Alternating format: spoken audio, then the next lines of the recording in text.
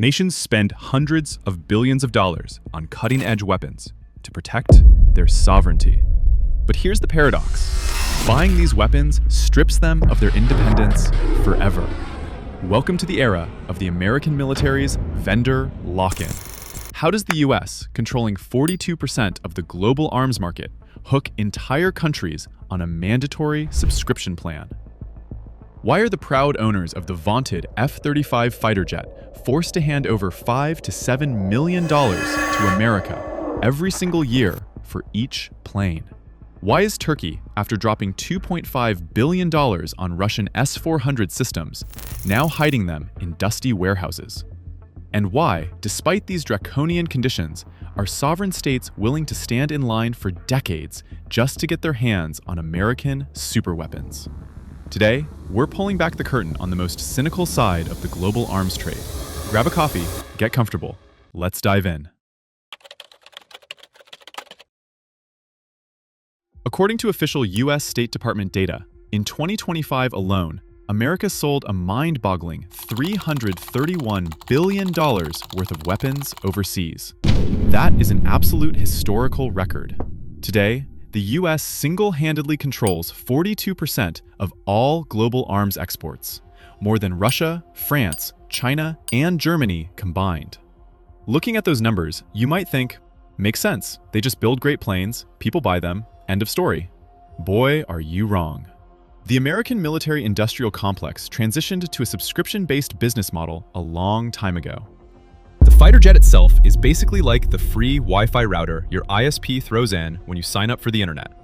But the real money, the multi-million-dollar recurring fees for maintenance and critical software updates, will be draining your national treasury for decades. Just look at how this has evolved. In the American F-4 fighter from the 1972, software made up a measly 8% of the aircraft's total cost. In the F-16, that number jumped to 45%. And in the state-of-the-art F-35, the price of the software code has crossed the 50% mark of the entire plane's value. There are 8 million lines of code baked into this bird, and another 24 million in its ground-based logistics operating system. Naturally, you might be asking, why does a combat jet need so much IT hardware? It's a fighter, not a gaming PC. That surprise is completely warranted. Most of us still picture dogfights like a scene out of Top Gun. A brave pilot, sweating under extreme G-forces, yanking the flight stick, spotting the enemy in the clouds, getting on their tail, and pulling the trigger. In the last century, the outcome of a dogfight really did depend 90% on the pilot. But you can forget that romanticized Hollywood vision. With the dawn of fifth-generation fighters, everything flipped upside down. Today's aerial combat is 10% pilot and 90% software. I've put together a visual breakdown for you, showing exactly what these algorithms are doing instead of the human right now. Moreover, the pilot doesn't even directly control the physics of the flight anymore. They just tilt the joystick, essentially sending a command to the onboard computer. I want to go over there. In a matter of milliseconds, the software calculates aerodynamics, air density, and payload weight, then independently decides the exact angle to adjust the flaps so the airframe doesn't rip apart from the G-forces. No matter how brilliant or highly trained an old-school pilot is, they physically cannot outfly this airborne supercomputer. That is exactly why sovereign nations are willing to wait in multi-year queues just to add this digital cyborg to their arsenal. To give you an idea of the hype, Lockheed Martin's main plant in Texas is currently running at maximum capacity, churning out roughly 130 to 150 planes a year. Meanwhile, the order backlog has already surpassed 3,500 jets. If a country decides to order an F-35 today, they'll get their delivery in the late 2030s at best. So, if you see the news boasting that your country proudly bought a fleet of brand new F-35s at $80 million a pop, and you think the spending stops there, you are catastrophically mistaken. You just voluntarily stuck your head into the most brilliant financial noose in history. The thing is, that $80 million is strictly for the base trim. You're buying the airframe, the engine, and the starter OS, just so the plane can take off and fire standard missiles. That's just your price of admission. After that, you get hit with what military economists boringly call MRO: maintenance, repair, and overhaul. Let me explain why software updates for a fighter jet are a matter of life and death. Let's say a potential adversary slightly tweaks the frequency of their surface-to-air missile systems or installs new jammers. If the Americans don't push a patch with the new electronic signatures to your fleet, your F-35 will be staring right at an enemy air defense system, but the software won't recognize it. The computer will just assume it's a civilian cell tower and won't draw a red square around it. The plane becomes completely blind. It won't warn the pilot about the threat until a missile is already making contact. Flying a combat mission with an outdated database is basically a one-way ticket. Why am I putting such a massive emphasis on software maintenance?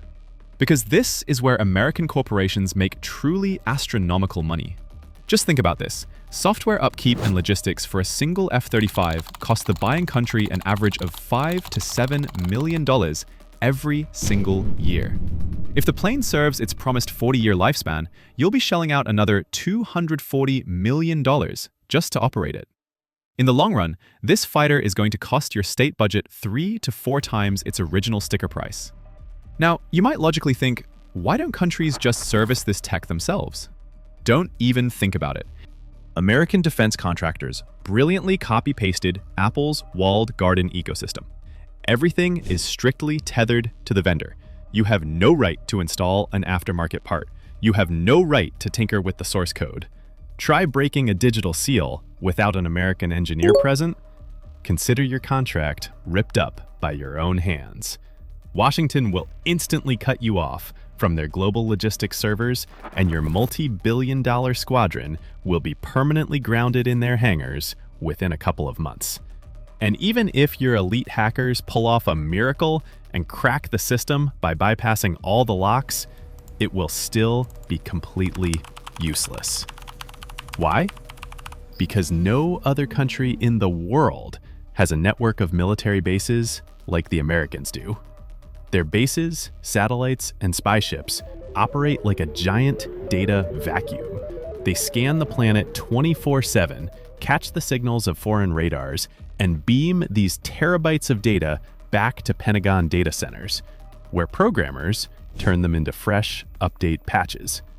So it is physically much cheaper for buyers to just pay up and use the tech strictly by the book.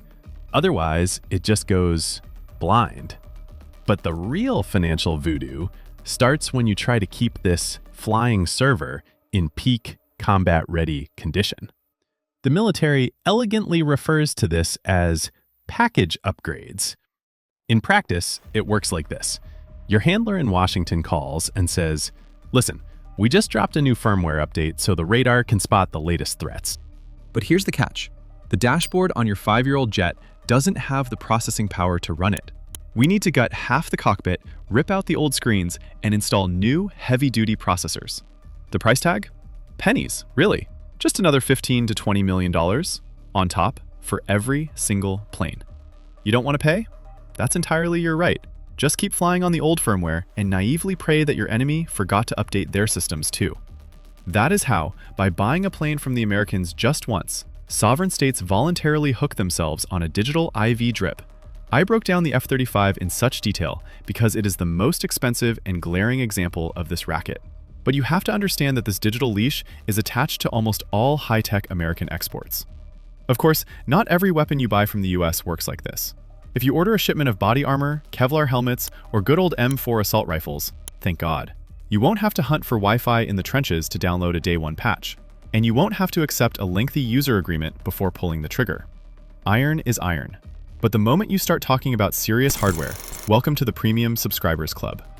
The vendor lock-in business model is everywhere. Take the famous HIMARS rocket systems. At first glance, it's just a truck with some launch tubes on the back. Point and shoot.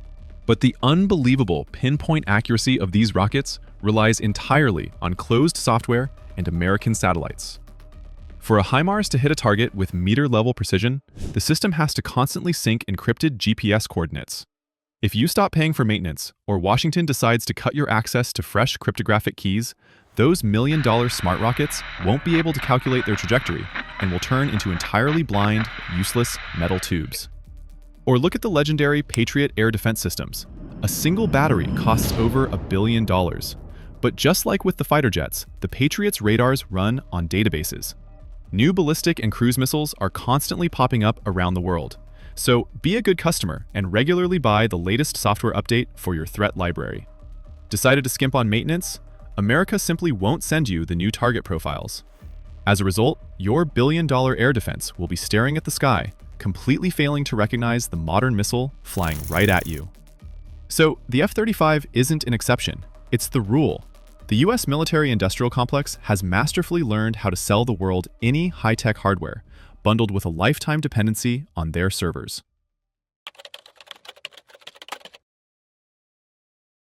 The absolute fastest way to become a US ally is to invest heavily in their economy. Most buyers of American weapons aren't just looking for modern technology, they have an ulterior motive. It's essentially a way to buy the loyalty of the US Congress.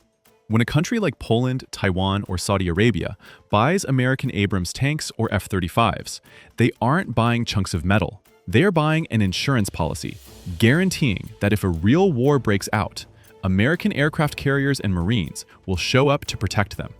The logic is incredibly cynical. If you pump $20 billion into the US economy and provide jobs for factories in Texas or Ohio, American senators will protect you like family. But this insurance policy comes with a massive catch hidden in the fine print: a complete surrender of your defense sovereignty. The second you sign that contract, you are locked into a digital and political monopoly that tolerates zero competition. And if you try to step out of line, the American system will hit you with instant punitive measures. The most textbook example of this coercion tactic is the story of Turkey. Ankara wasn't just a buyer of the F-35. They were an official co-developer. Turkish factories invested around $1.5 billion into the project and manufactured over 900 critical components for the jet. But in 2019, Erdogan, in classic Erdogan fashion, decided to flex his independence and bought Russian S-400 surface-to-air missile systems. Washington's reaction was instantaneous. They kicked Turkey out of the F-35 program, froze the delivery of the jets they had already paid for, and voided all contracts. Now, you can't just say the US was acting like a petty, vindictive ally. The S-400 is a highly capable air defense system run by Russian algorithms. If the F-35 and the S-400 were operating in the same Turkish airspace, the Russian radar would be scanning American stealth jets every single day during training flights. Sooner or later, the S-400's smart software would have mapped the complete electronic signature of the F-35, essentially hacking its biggest secret: its stealth technology. But the US didn't stop there. They decided to make an example out of Turkey to show everyone else who was boss. In 2024, Washington officially approved the sale of 40 F-35s to Turkey's biggest regional rival, Greece. Turkish generals are sweating right now because they know their aging fleet of fighters stands absolutely zero chance against the Greek stealth jets.